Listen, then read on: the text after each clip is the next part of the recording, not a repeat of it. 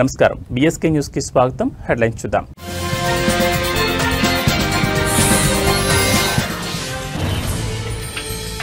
Japan ప్రధానిగా సనాయే Takaichi దేశ చరిత్రలో తొలి మహిళగా రికార్డ్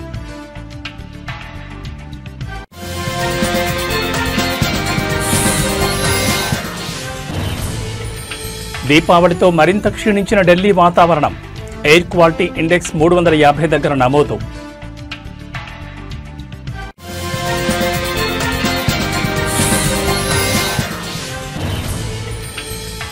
దూసుకొస్తున్న వాయుగుండం ఏపీలో ఆరెంజ్ అలర్ట్ హెచ్చరిక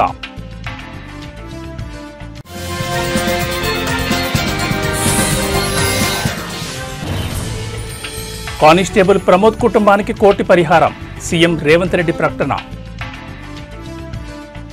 ఇక డీటెయిల్స్ చూస్తే జపాన్ చరిత్రలో సరికొత్త రికార్డ్ నమోదైంది. జపాన్ ప్రధానిగా తొలిసారి ఓ మహిళ ఎన్నికైంది.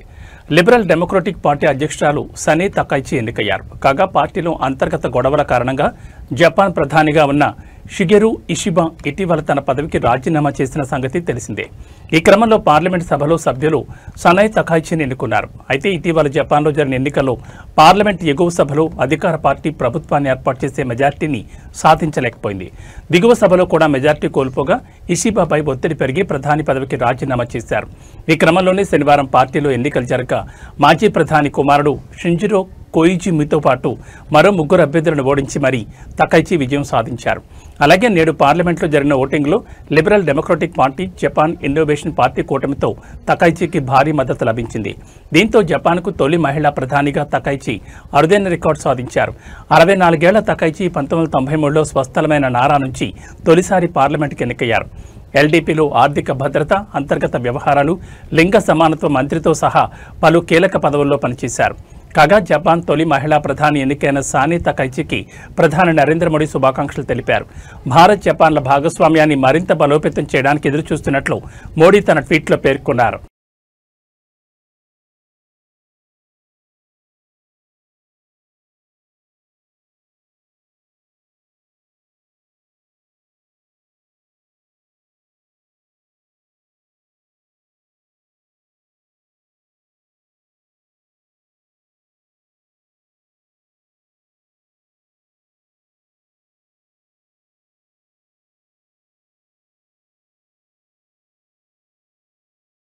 దేశ రాజధాని ఢిల్లీలో మళ్లీ డేంజర్ బెల్స్ మోగుతున్నాయి. వాతావరణం పూర్తిగా కలుషితం అయిపోయింది. దీనికి దీపావళి పండుగ తోడైంది. నిన్నటిదాకా ఒకెత్తు ఈ రోజు మరో ఎత్తుగా మారిపోయింది. మంగళవారం ఉదయం 8 గంటలకు ఎయిర్ క్వాలిటీ ఇండెక్స్ 350 దగ్గర నమోదైంది. ప్రమాదకర స్థాయిలో గాలి నాణ్యత నమోదు కావడంతో పర్యావరణవేత్తలు ఆందోళన వ్యక్తం చేస్తున్నారు. వాస్తవంగా ఢిల్లీలో గ్రీన్ క్రాకర్స్ కాల్చుకునేందుకు దేశ సర్వోన్నత న్యాయస్థానం ఆదేశాలిచ్చింది. అంతేకాకుండా దీనికంటూ ఒక సమయాన్ని కూడా కేటాయించింది. కానీ గ్రీన్ క్రాకర్స్ కాకుండా పెద్ద ఎత్తున మందుగుడి సామగ్రి కాల్చినట్లుగా అనుమానాలు వ్యక్తమవుతున్నాయి. ప్రస్తుతం వాతావరణం చాలా మబ్బుగా కనిపిస్తోంది. పూర్తిగా గాలి నాణ్యత కోల్పోయింది. దీంతో గ్రీన్ క్రాకర్స్ కాకుండా విపరీతంగా రాకెట్లు, బాణాసంచా కాల్చి ఉంటారని అనుమానిస్తున్నారు. తాజా పరిణామాలపై పర్యావరణవేత్తలు ఆవేదన వ్యక్తం చేస్తున్నారు. సుప్రీంకోర్టు నిర్ణయాన్ని కూడా తప్పుబట్టారు. గ్రీన్ క్రాకర్లు కూడా 30% కాలుష్యాన్ని ఉత్పత్తి చేస్తామని పేర్కొన్నారు. వాయు కాలుష్యం కేవలం పర్యావరణ సమస్య మాత్రమే కాదని, దాదాపు 3 దశాబ్దాలుగా స్వచ్ఛమైన గాలి కోసం పోరాడుతున్నట్లు పర్యావరణవేత్తలు వాపోయారు.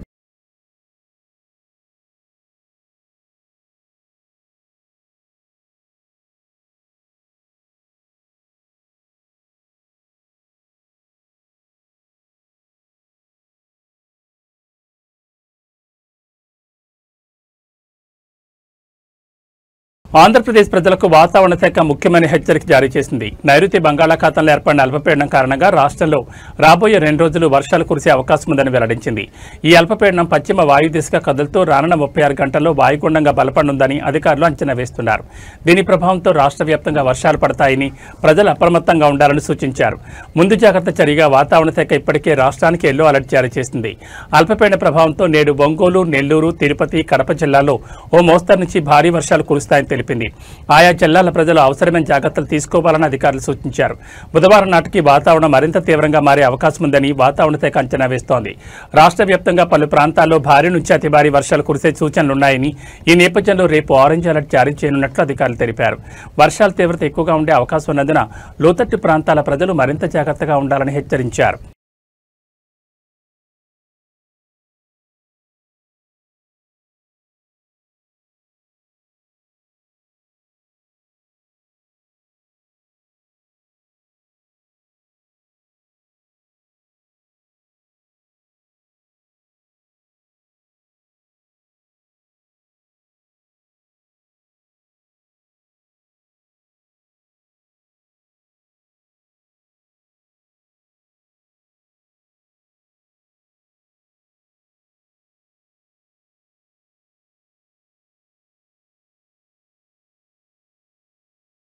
కానిస్టేబుల్ ప్రమోద్ కుటుంబానికి కోటి నష్టపరిహారం అందిస్తామని సీఎం రేవంత్ రెడ్డి తెలిపారు. పోలీస్ వెల్ఫేర్ నుంచి 8 లక్షలు, పోలీస్ భద్రతా సంక్షేమం నుంచి 16 లక్షల ఎక్స్ట్రేషన్ అందిస్తామన్నారు. ప్రమోద్ కుటుంబానికి 300 గజాల ఇంటి స్థలం రాష్ట్ర ప్రభుత్వం కేటాయిస్తుందని తెలిపారు.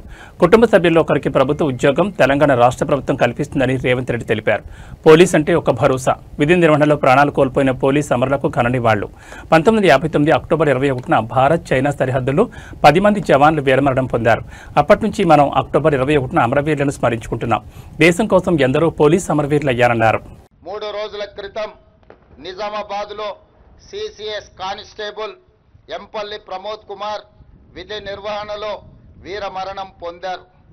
భర్త ప్రమోద్ను పోగొట్టుకున్న అతని భార్య ప్రణీతకు అతి చిన్న వయసులోనే తండ్రిని కోల్పోయిన అతని 3 కుమారులకు వారి కుటుంబానికి ప్రభుత్వం అండగా ఉంటుంది.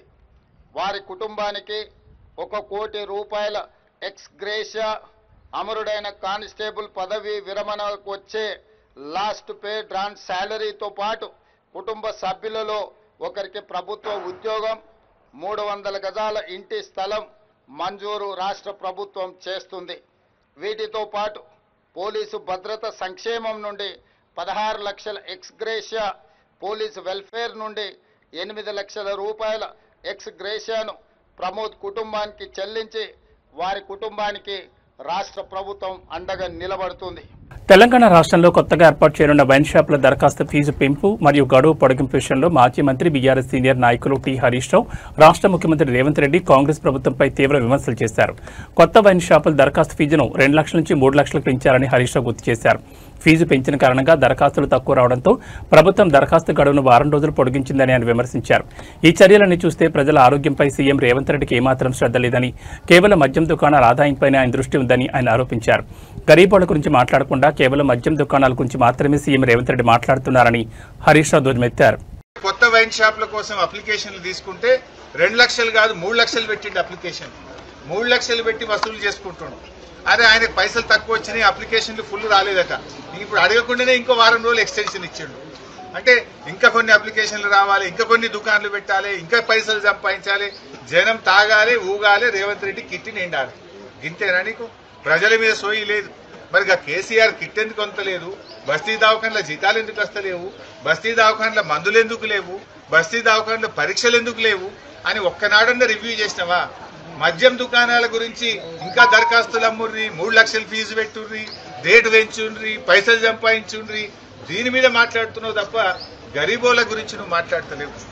ఆనాడు 15వ ఆర్థిక సంఘం కేంద్రంలో ఉండే ప్రభుత్వం అరే ఈ బస్తీ దవాఖానాలు చాలా బాగా పెట్టిండు కేసీఆర్, బాగుంది, దేశం మొత్తం తెలంగాణను చూసి నేర్చుకోండి అని ఆనాడు మమ్మల్ని ప్రశంసించారు. కానీ ఈనాడేమైపోయింది? బస్తీ దవాఖానాలకే సుస్థి పట్టింది. పనిచేసే సిబ్బందికి వైద్యం లేదు, గోళీలు లేవు, పరీక్షలు లేవు. ఆ డాక్టర్ అమ్మ చెప్తుంది అన్ని స్ట్రీట్ డాగ్స్ సార్, పొద్దున డ్యూటీకి వచ్చేటప్పుడు పోయేటప్పుడు ఏడ కుక్కలు కరుస్తాయని భయంగా వస్తున్నాము అని చెప్పి ఆ డాక్టర్ అమ్మ చెప్తున్నటువంటి పరిస్థితి. అంటే జిహెచ్ఎంసీ అసలు పనితీరు బాగలేదు. చివరికి ఈ బస్తీ దవాఖానా పరిస్థితి ఏంటంటే దానికి మీటర్ కూడా లేదు, బయట కొండేసి దవాఖానా కరెంట్ నడుస్తుంది. పోయి ఆడ పోయి బీపీ మీటర్ చూస్తే ఆ బీపీ మీటర్ కూడా అందులో బ్యాటరీలు అయిపోయినాయట. బీపీ చెక్ చేసే మిషన్ లో బ్యాటరీలు అయిపోయినాయి. బ్యాటరీ అయిపోతే మాకు ఇక బ్యాటరీలు కొనడానికి పైసలు వస్తలేవు సార్, అయితే కరెంట్ ఉంటే చూస్తున్నాం, లేకపోతే బ్యాటరీ లేకపోతే పక్కకు పెడుతున్నాము అన్నారు. కుటుంబాలను సైతం పక్కన పెట్టి ప్రజల రక్షణ కోసం తమ ప్రాణాలను పణంగా పెట్టిన పోలీసులంటే తనకు ఎప్పుడూ అత్యంత గౌరవం ఉంటుందని ఆంధ్రప్రదేశ్ ముఖ్యమంత్రి ఎన్ చంద్రబాబు నాయుడు అన్నారు. గుంటూరు జిల్లా మంగళగిరిలోని 6వ బెటాలియన్ మైదానంలో జరిగిన పోలీస్ అమరవీరుల సంస్మరణ దినోత్సవం కార్యక్రమంలో ఆయన ముఖ్య అతిథిగా పాల్గొని ప్రసంగించారు. ముఖ్యమంత్రి పర్యవేక్షణలో జరిగిన ఈ కార్యక్రమంలో రాష్ట్ర హోంమంత్రి వంగలపూడి అనిత, డీజీపీ హరీష్ కుమార్ గుప్తా తదితర ఉన్నతాధికారులు పాల్గొన్నారు. ముఖ్యమంత్రి చంద్రబాబు అమరవీరులకు నివాళులర్పించిన అనంతరం పోలీసుల సేవలను కొనియాడారు మరియు ప్రభుత్వ నిబద్ధతను తెలియజేశారు. ప్రజల ప్రాణాలు, ఆస్తులు కాపాడేందుకు రాత్రింబవళ్లు శ్రమిస్తున్న పోలీసుల సేవ నిస్వార్థమైందని, వారి త్యాగం ప్రజల హృదయాల్లో శాశ్వతంగా నిలిచిపోతుందని అన్నారు. ప్రజల రక్షణ కోసం ప్రాణాలు సైతం పణంగా పెడుతున్న పోలీసులంటే నాకు ఎప్పుడూ గౌరవం ఉంటుంది. మీరు చేసేది కేవలం ఉద్యోగం కాదు, మీరు చేసేది నిస్వార్థ సేవ, దేశం కోసం త్యాగం అని చెప్పి కూడా విజ్ఞప్తి చేస్తున్నాను. లా అండ్ ఆర్డర్, అభివృద్ధి, సమిక్షేమం, ఉపాధి, ఉద్యోగ అవకాశాలు, సుఖ సంతోషాలు, ప్రజలకు భద్రత, ఇవన్నీ కూడా ఒకదానిపైన ఒకటి ముడిపడి ఉన్న అంశాలు. సమాజంలో అలజడులుంటే పెట్టుబడులు రావు. అందుకే నేను ఎప్పుడూ లా అండ్ ఆర్డర్ పైన ఖచ్చితంగా ఉంటాను. No compromise on crime, zero crime మన లక్ష్యంగా పనిచేయాల్సిన అవసరం ఉంది. ఏవి పోలీసులంటే ఒక బ్రాండ్. ఫ్యాక్షనిజం, నక్సలిజం, కమ్యూనిజం, రౌడీయిజాన్ని అణిచివేయడంలో మీరు దేశంలోనే మంచి పేరు తెచ్చుకున్నారు. ప్రమాదం కావచ్చు, నేరం కావచ్చు, విపత్తు కావచ్చు, కరోనా లాంటి మహమ్మారి కావచ్చు, ముందుండి ప్రజల కోసం మొదటి అడుగు వేసేది పోలీసులే. మీ కుటుంబాలకు సమయం ఇవ్వరు, మీ పిల్లలతో గడపలేరు, ఎప్పుడు ఎటు పరిగెత్తాలో తెలియదు. పండగైనా, పబ్బం అయినా, ఎండైనా, పగలైనా, రాత్రి అయినా ప్రజల కోసం పరుగులు పెడతారు. ఎప్పుడు విధులకు వస్తారు.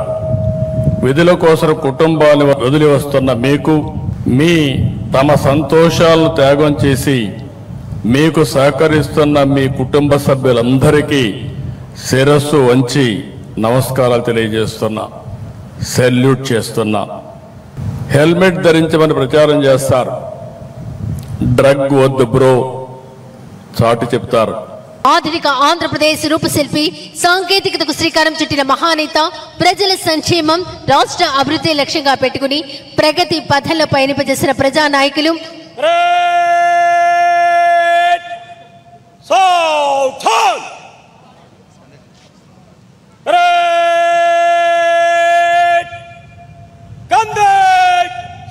యువతకు ప్రేరణగా, ప్రజలకు ఆదర్శంగా నిలుస్తున్న నాయకులు మన రాష్ట్ర ముఖ్యమంత్రి వర్యులు గౌరవనీయులు శ్రీ నారా చంద్రబాబు నాయుడు గారు ఈనాటి పోలీస్ అమరవీరుల సంస్మరణ దిన పరేడ్ కార్యక్రమానికి విచ్చేశారు. గౌరవ వందనం స్వీకరిస్తారు.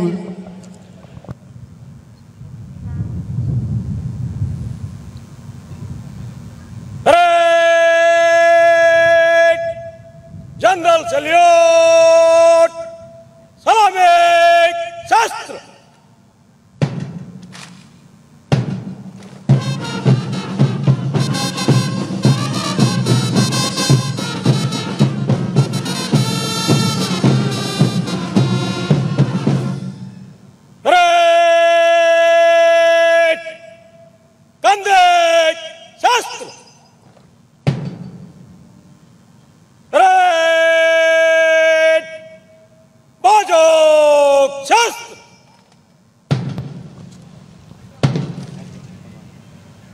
शाहिद पुस्तक टोली नीरे छल. షహీద్ పుస్తక్ టోలీ భారతదేశంలోని విధి నిర్వహణలో అసువులు బాసిన పోలీస్ సిబ్బంది వివరాలు రోల్ ఆఫ్ హానర్ మన ముఖ్యమంత్రి గారికి సమర్పించడానికి ఎంతో భక్తి ప్రపత్తులతోటి తీసుకువస్తున్నారు పోలీస్ సిబ్బంది మిత్రులు. షహీద్ పుస్తక్ టోలీ.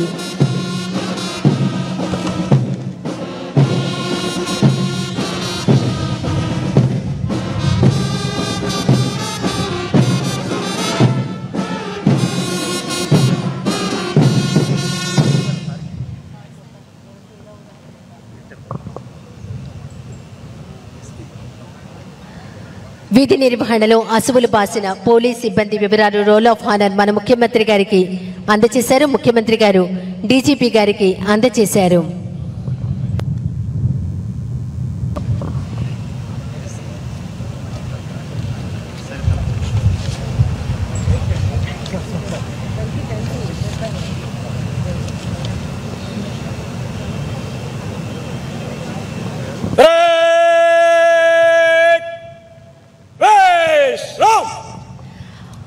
ఆంధ్రప్రదేశ్లో విధి నిర్వహణలో అసువులు బాసిన పోలీస్ సిబ్బంది వివరాలు అమరులు వారు మాటియస్ బుక్, ఉమెన్ ఎస్ఐ వల్లెం లావణ్య 2024 బ్యాచ్కు చెందిన వల్లెం లావణ్య గౌరవ రాష్ట్ర ముఖ్యమంత్రి వర్యులు శ్రీ నారా చంద్రబాబు నాయుడు గారికి అందజేస్తున్నారు. ఆంధ్రప్రదేశ్లో విధి నిర్వహణలో అసువులు బాసిన పోలీస్ సిబ్బంది వివరాలు అమరులు వారు మాటియస్ బుక్ ఆవిష్కరణ కార్యక్రమం గౌరవ రాష్ట్ర ముఖ్యమంత్రి వర్యులు శ్రీ నారా చంద్రబాబు నాయుడు గారి చేతుల మీదుగా జరుగుతోంది.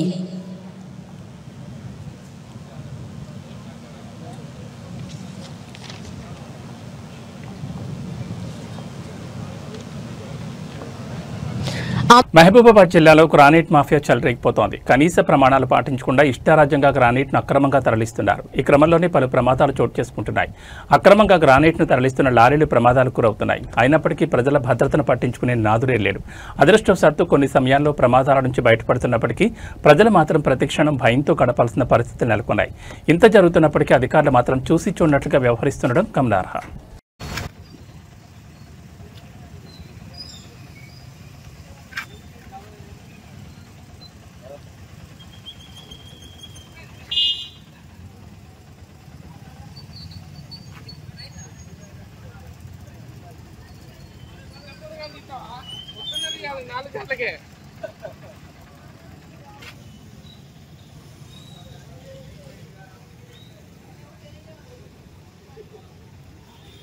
మహబూబాబాద్ జిల్లా బయ్యారం మండల కేంద్రంలోని డీసీసీబీ బ్యాంక్ వద్ద ఉద్రిక్తత నెలకొంది. యువకుల మధ్య చోటు చేసుకున్న ఘర్షణ తీవ్ర రూపాన్ని దాల్చింది. రెండు వర్గాలుగా ఏర్పడిన యువకులు పరస్పరం దాడులు చేసుకున్నారు. రంగంలో దిగిన పోలీసులు గొడవను ఆపేందుకు ప్రయత్నించారు. ఈ క్రమంలో యువకులు పోలీసులపై తిరగబడ్డారు. దీంతో యువకులను చెల్లాచెదరు చేసిన పోలీసులు పలువురిని అదుపులోకి తీసుకున్నారు.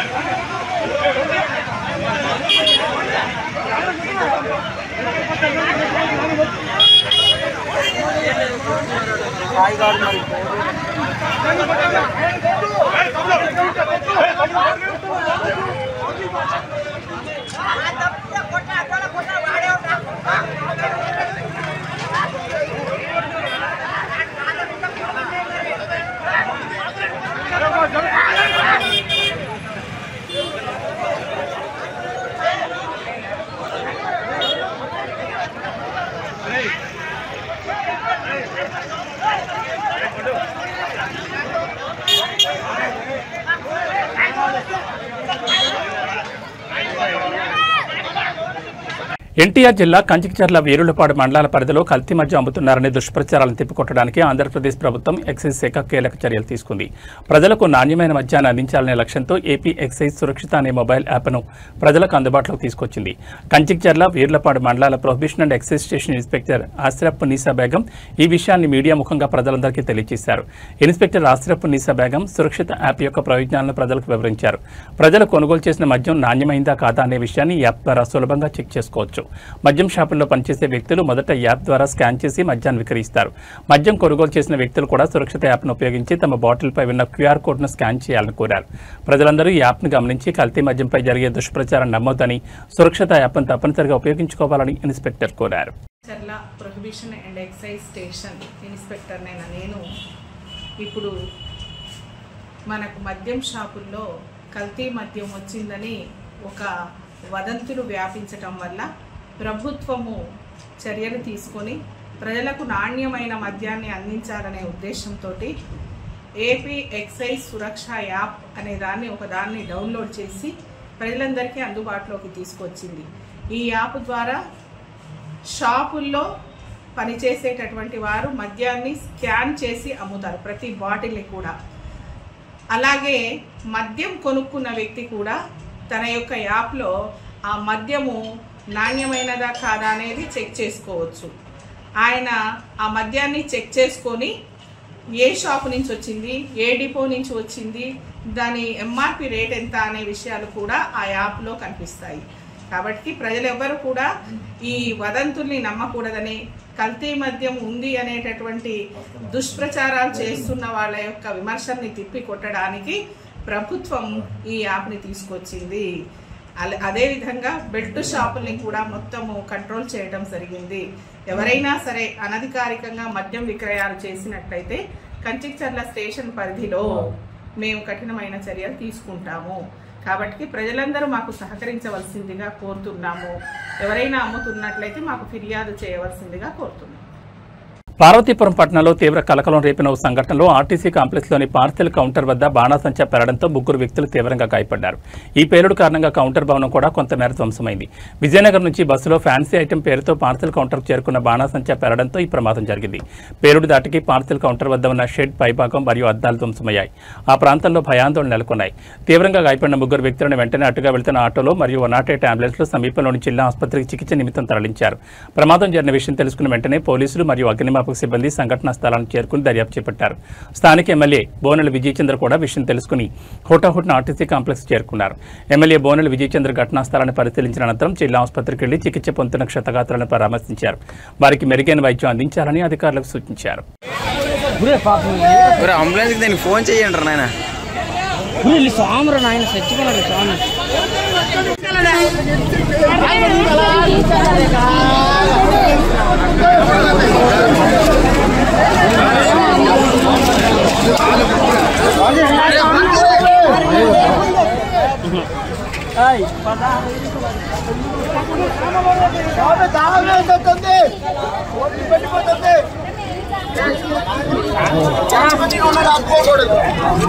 స్వామి అర్రే కల్పికుంటాను స్వామి.